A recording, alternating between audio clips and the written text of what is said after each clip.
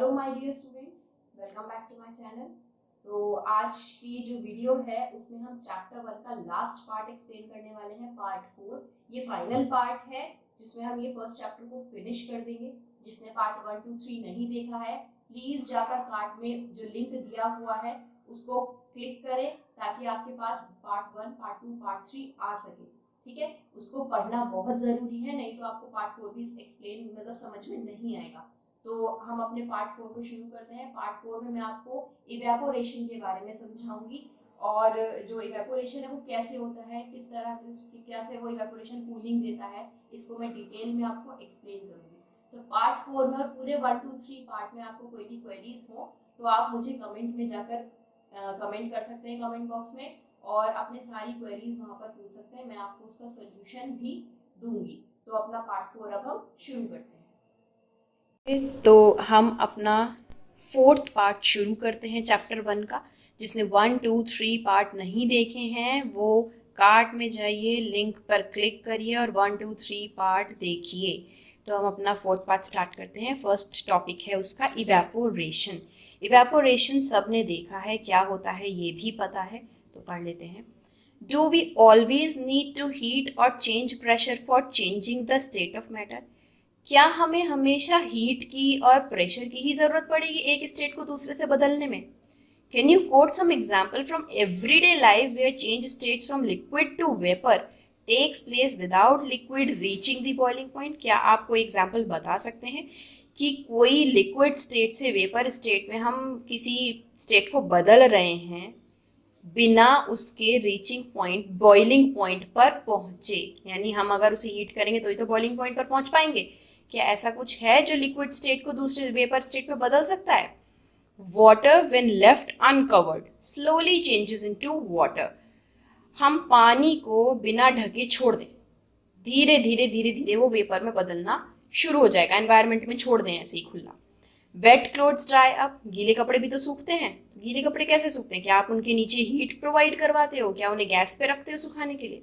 कहीं कैसे किसी तरह से तो आपके जो गीले कपड़े हैं वो ड्राई होते हैं।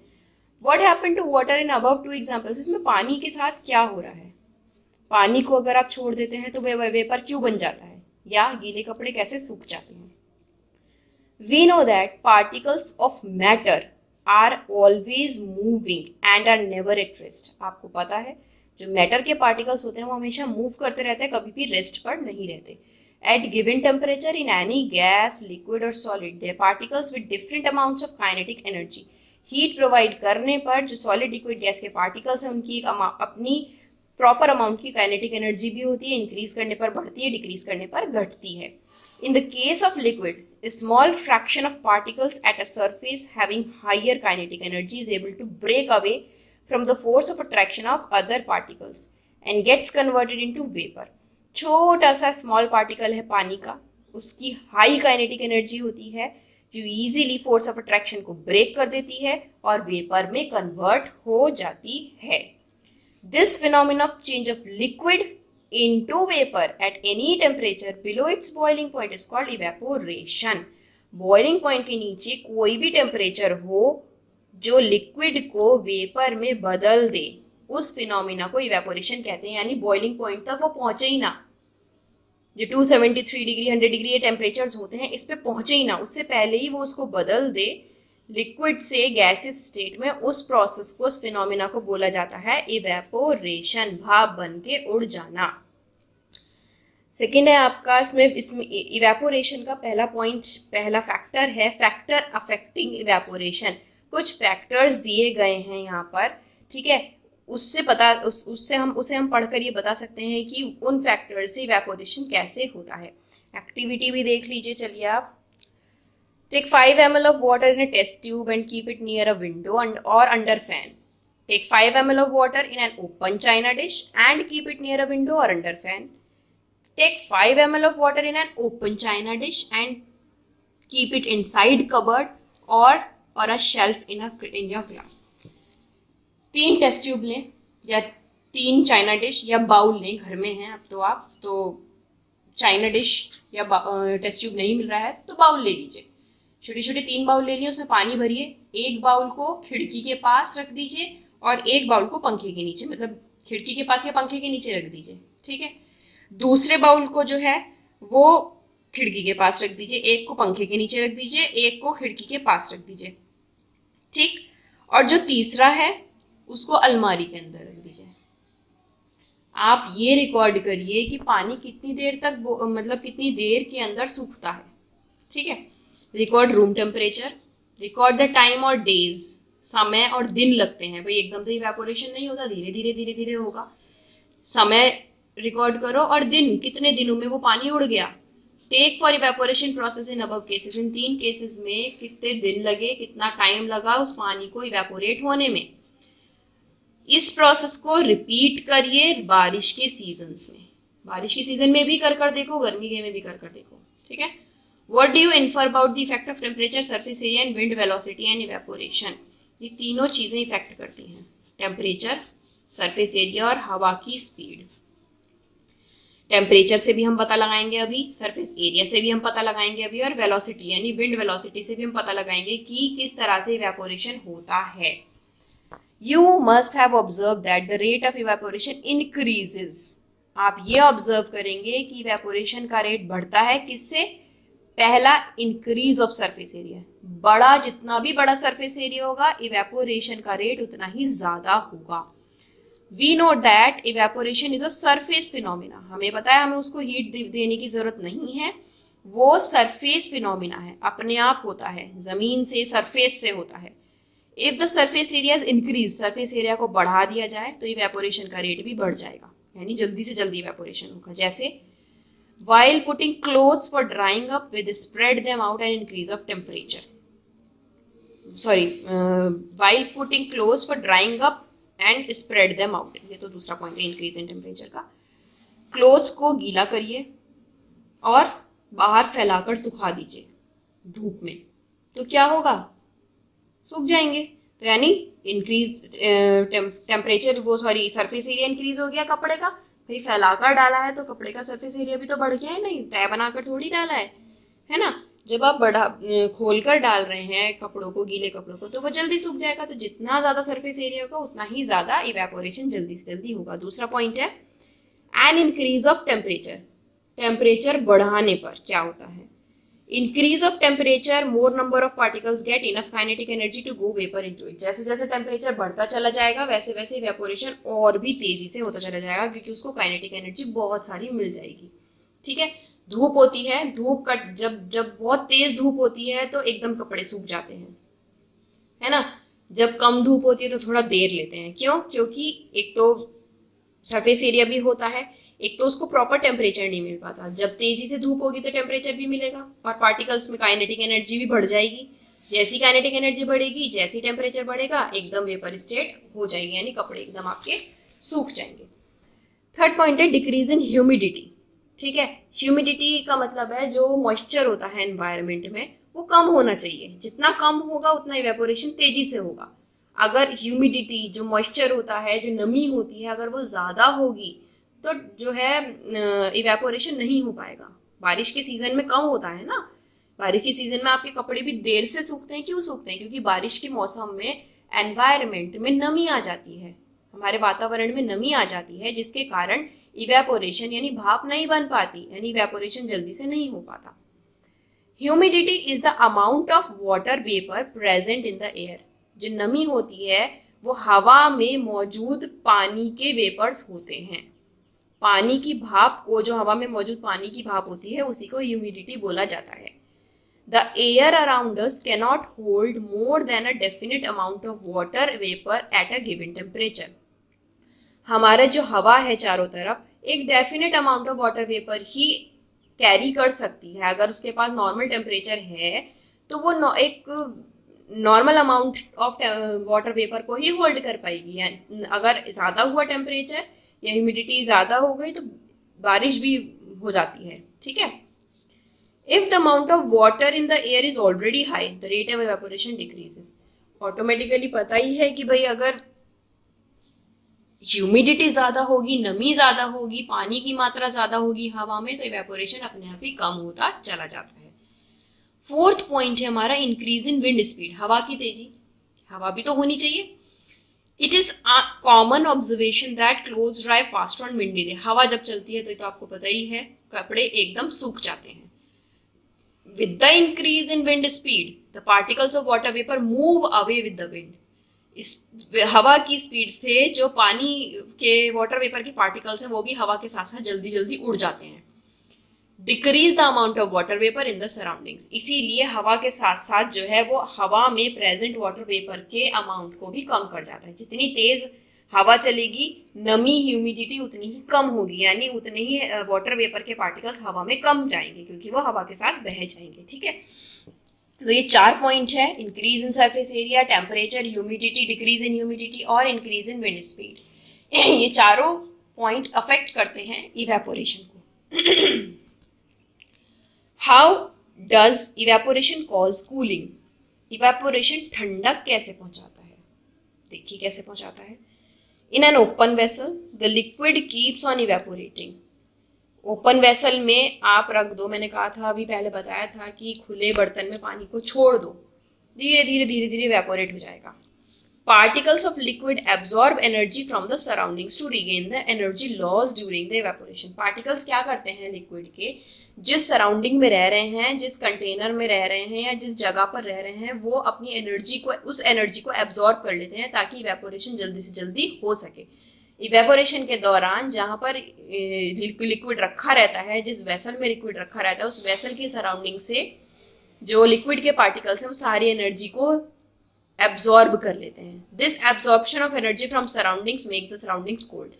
बस यही एब्जॉर्प्शन एनर्जी का सराउंडिंग से एब्जॉर्प्शन सराउंडिंग्स को ठंडा बना देता है। यानी इवेपोरेशन जब होता है तो क्या करते हैं, वाटर के जो पार्टिकल्स होते हैं वो वेसल के पार्टिकल्स में से सारी एनर्जी को एब्जॉर्ब कर लेते हैं, सारी हीट को एब्जॉर्ब कर लेते हैं और पीछे की तरफ एक कूलिंग इफेक्ट छोड़ जाते हैं, जिसके कारण सराउंडिंग्स जो है वो ठंडा फील करती है। What happened when you pour some acetone यानी nail polish remover on your palm? आप नेल पॉलिश रिमूवर को अपने हाथ पर डाल कर देखिए थोड़ा सा। Particles gain energy from your palm or surroundings and evaporate causing the palm to feel cold। ठीक है, ये एग्जाम्पल है। जो नेल पॉलिश रिमूवर के पार्टिकल्स हैं वो क्या करेंगे, आपकी हथेली की सारी एनर्जी को गेन कर लेंगे, यानी सारी हीट ले लेंगे। ठीक है, ऐसी उसे मतलब जो आपकी हथेली है वो उसके लिए सराउंडिंग हो गई, सराउंडिंग और हथेली एक ही चीज है। ठीक, तो वो क्या करेंगे, अपने आपकी हथेली से आपकी सारी हीट को ले लेंगे और उड़ जाएंगे एनवायरमेंट में, और पीछे क्या छोड़ जाएंगे, आपकी हथेली में एक ठंडक छोड़ जाते हैं, to feel cold. After a hot sunny day people sprinkle water on the roof और open ground because large latent heat of vaporisation of water helps to cool the hot surface. मैंने आपको लेटेंट हीट बताई थी। Latent heat क्या होती है, छुपी हुई गर्मी, छुपी हुई हीट जो हमारे एनवायरनमेंट में, सरफेस में, हमारी जमीन में दबी हुई रहती है। ठीक है, गर्मियों में आप लोग क्या करते हो, पानी छिड़कते हो अपनी छत पर, अपनी जमीन पर, जो आसपास की जमीन होती है, छत होती है। क्यों छिड़कते हो, ताकि जो जमीन, जो सरफेस है उसमें जो छुपी हुई, उसके पार्टिकल्स में जो छुपी हुई लेटेंट हीट है वो बाहर निकल आए। ठीक है, और जो पानी जब आप छिड़कोगे तो वो लेटेंट हीट उस पानी में मिलेगी और पानी के साथ साथ वो सारी लेटेंट हीट इवेपोरेट हो जाएगी, वेपर बन जाएगी और आपके सरफेस को पीछे क्या छोड़ जाएगी, कूल सरफेस छोड़ जाएगी। जो आपका गर्म सरफेस था, हॉट सरफेस था, वो कूल हो जाएगा, पीछे ठंडक छोड़ जाएगा। ठीक है, can you cite some more examples from daily life? और एग्जाम्पल्स आप बता सकते हैं अपने हिसाब से। Why should we wear clothes, cotton clothes in summer? हम गर्मियों में कॉटन के ही कपड़े क्यों पहनते, गर्म कपड़े क्यों नहीं पहनते? देखो, during summer we perspire more because of mechanism of our body which keeps us cool। हमारी बॉडी का मैकेनिज्म भी कुछ ऐसा ही है जैसे एनवायरनमेंट और सरफेस का है। We know that during evaporation the particles at surface of the liquid gain energy from surroundings or the body surface are changed into vapor। आपने अभी पढ़ा है कि जो भी लिक्विड के पार्टिकल्स होते हैं वो अपनी सरफेस पे से सारी एनर्जी को गेन कर लेते हैं और इवेपोरेट हो जाते हैं। Heat energy equal to latent heat of vaporisation is absorb from the body having leaving the body cool. हमारी बॉडी की जो लेटेंट हीट है, ठीक है, वो हमारी एनर्जी के इक्वल होती है। हमारी बॉडी की हीट एनर्जी और लेटेंट हीट एनर्जी एक जैसी ही होती है। वो भी क्या करती है, वेपराइजेशन के प्रोसेस में, वेपराइजेशन में सारी हीट को एब्जॉर्ब कर लेती है और बॉडी और इवेपोरेट हो जाती है और बॉडी को पीछे से ठंडा छोड़ जाती है। ठीक है, कॉटन के कपड़े क्यों पहनते हैं? क्योंकि कॉटन जो है वो गुड एब्जॉर्बर है पानी का, एकदम से पानी को एब्जॉर्ब करता है। आपकी बॉडी में स्वेटिंग होती है, स्वेट है, हेल्प इन एब्जॉर्ब स्वेट और exposing to it environment for easy evaporation. जो पसीना है आपकी बॉडी में, कॉटन के कपड़े बहुत जल्दी जो है आपके कपड़ों पे से, बॉडी पे से कॉटन का कपड़ा पसीने को सोख लेता है, और जब वो पसीने को सोख लेता है तो इजीली एनवायरनमेंट में इवेपोरेट भी कर देता है। यानी जो पसीने के अंदर बॉडी में जो हीट थी, पसीने के साथ कॉटन के कपड़े में आई और कॉटन के कपड़े के साथ एनवायरनमेंट में उड़ गई। तो आपके पीछे क्या रह गया? सारी हीट तो वो पसीना ले गया अपने साथ इवेपोरेट करके, तो आपके पीछे क्या छोड़ गया? वो कूलनेस छोड़ गया। इसीलिए हम जो है गर्मियों में प्रीफर करते हैं कि हम लोग कॉटन के कपड़े ही पहने। Why does we see water droplets outer surface of glass containing ice cold water? जब आप बर्फ को एक कांच के ग्लास में डालते हैं, ठीक, तो कांच के ग्लास के बाहर आपको ड्रॉपलेट्स दिखाई देती हैं पानी की। क्यों आती हैं वो? Let us take some ice cold water tumbler. Soon we will see water droplets in the outer surface of tumbler and glass. The water vapor present in the air on coming in contact with the cold glass water loses energy and gets converted to liquid state, which we see as a water droplet. ये उल्टा process हो गया यहाँ। कैसे? आपने बर्फ पानी में डाला, ग्लास ठंडा हो गया। हमारे एनवायरनमेंट में मैंने आपको बताया था कि एनवायरनमेंट में पहले से ही एयर में वाटर वेपर की कुछ ड्रॉपलेट्स मौजूद होती हैं, ह्यूमिडिटी जिसको बोलते हैं। तो वो जो वाटर ड्रॉपलेट्स एयर में मौजूद हैं वो ठंडे ग्लास के कांटेक्ट में आ गई एकदम से। ठीक है, जब आप किसी गैस को ठंडा करते हो तो वो किस में बदल जाता है? लिक्विड में बदल जाता है, नहीं बदल जाता? कंडेंसेशन जिसको बोलते हैं, है ना। यहाँ पर भी वही हो रहा है। जो एनवायरनमेंट में प्रेजेंट वाटर वेपर है, ठीक है, वो वाटर वेपर के ड्रॉपलेट्स जो हैं ग्लास, ठंडे ग्लास के कांटेक्ट में आकर गैसिव लिक्विड की फॉर्म में बदल गए। ठीक, ठंडे ग्लास के कांटेक्ट में आकर लिक्विड की फॉर्म में बदल गए। इस वजह से ग्लास के चारों तरफ जो है वो वाटर ड्रॉपलेट्स के तौर पर दिखाई देते हैं। वो वाटर ड्रॉपलेट्स जो आप ग्लास के चारों तरफ देखते हैं, एक्चुअली में वो वाटर ड्रॉपलेट्स हैं जो एनवायरनमेंट में मिलते हैं हमें, ह्यूमिडिटी वाले ड्रॉपलेट्स। ठीक है, तो ठंडे कांटेक्ट में आने से, ठंड के कांटेक्ट में आने से वो ठंडे हो गए, गैस से लिक्विड बन गई, इसीलिए वो हमें वाटर ड्रॉपलेट्स दिखाई देते हैं। तो यहाँ मेरा फोर्थ पार्ट भी कंप्लीट हो गया है। ठीक है, थर्ड पार्ट को भी जल्दी से देख लीजिए, फर्स्ट सेकंड को भी देख लीजिए, और फोर्थ पार्ट कंप्लीट हो गया। तो यहाँ हम क्वेश्चंस पे आ जाते हैं। Why does a desert cooler cool better on a dry day? क्यों डेजर्ट कूलर जो है एकदम गर्मियों वाले दिन में ठंडक फील कराता है? क्योंकि एक तो गर्मी वाले दिन में हमारा टेम्परेचर हाई होता है। ठीक है, जैसी टेम्परेचर हाई रहेगा उससे क्या होगा? ह्यूमिडिटी भी लेस हो जाएगी। ठीक है, और इवेपोरेशन का जो लेवल है वो भी बढ़ जाएगा।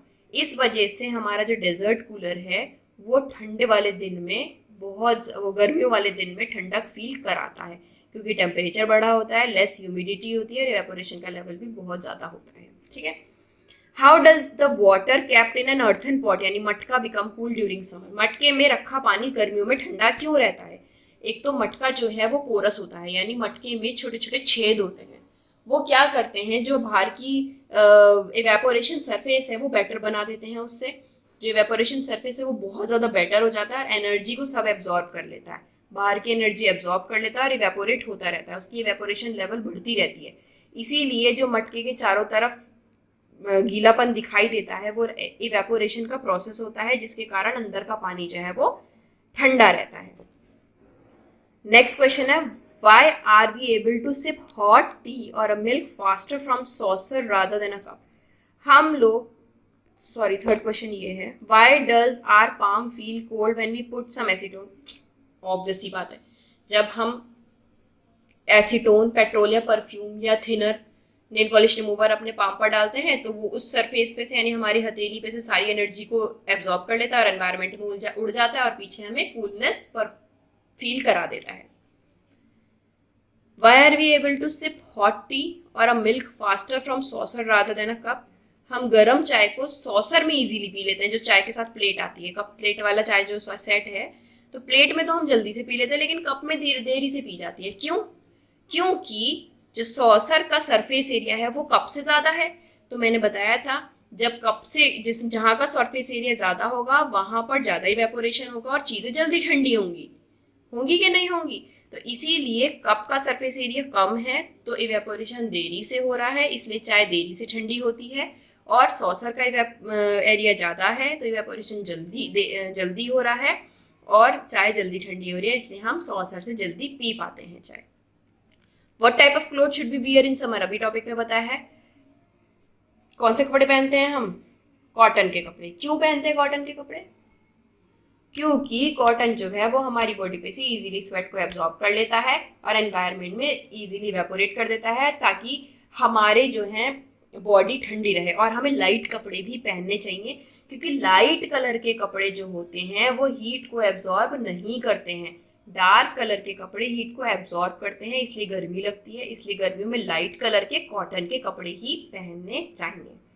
तो यहाँ हमारा पूरा चैप्टर कंप्लीट होता है। ये पार्ट 4 भी कंप्लीट हो गया है। 1, 2, 3 मैंने प्रीवियस वीडियोस में कंप्लीट कर दिए हैं, उसको ज़रूर जाकर देखें। और ये 4 भी कंप्लीट हो गया है। तो यहाँ पर हमारे चैप्टर 1 का पार्ट 4 खत्म हो चुका है, फिनिश हो गया है बिल्कुल, यानी हमारा चैप्टर 1 कंप्लीट हो गया है। ठीक है, तो जो भी आपको चैप्टर 1 में कुछ समझ में ना आया हो टॉपिक, या कोई भी क्वेरीज हो, क्वेश्चंस हो, तो वो मुझे कमेंट में जाकर बताएं। ठीक, अगर मेरी वीडियो आपको पसंद आए तो प्लीज मेरी वीडियो को शेयर करें, लाइक करें, मेरे चैनल को सब्सक्राइब करें, ताकि आने वाली जो वीडियोस हैं, चैप्टर की सीरीज है, वो आप तक इजीली आ सके। तो जो फर्स्ट चैप्टर है वो हम फिनिश कर चुके हैं। अब सेकंड चैप्टर के लिए मेरी सेकंड वीडियो को जरूर देखें। जो भी क्वेरीज है उसको प्लीज कमेंट बॉक्स में आप कमेंट कर मुझसे पूछें। Thank you.